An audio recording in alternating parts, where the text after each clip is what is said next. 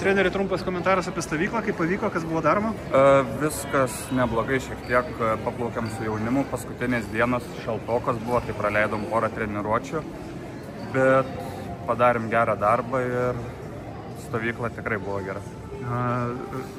Sportininkai kėlė istorijas, kad laktatą labai buvo smarkiai užkėlę rekordus. Kas ten buvo?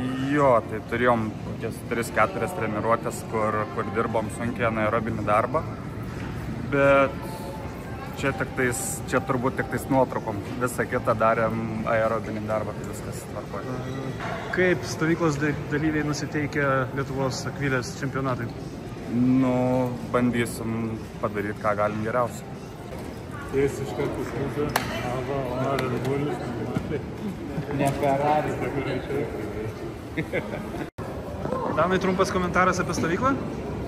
Šiaip buvo faini stovykla, daug žmonių, padirbom, manau, labai stipriai, tai dabar laukiam vėl, kada susimatysim Lietuvos čempionate. Atrodai nudegęs, turėt daug laisvo laiko ar čia prie baseino? Ne, buvo iš tikrųjų labai karšta, tai kažkaip pasiem dienom šiek tiek atvėso, bet čia buvo labai karšta, tai dirbom ir per karštį, ir per vėją, ir buvo šalta, tai tikiuosi, kad visi būsim sveiki iki pat varžybų. Trumpas komentaras apie stovyklą. Ar patiko, ar buvo sunku?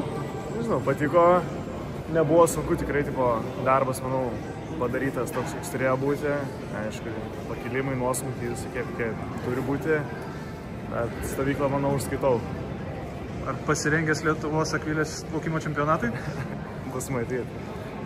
Ir laikas parodys. Kotryna, kaip tavo Egiptas stovykla, ar sunku buvo? Tai buvo sunku susidoroti su tiek dideliu žmonių skaičium, nes dažniausiai važiuojame vieni, tai tikrai galėjom pamakinti ir jaunimą ir padaryti sunkų darbą.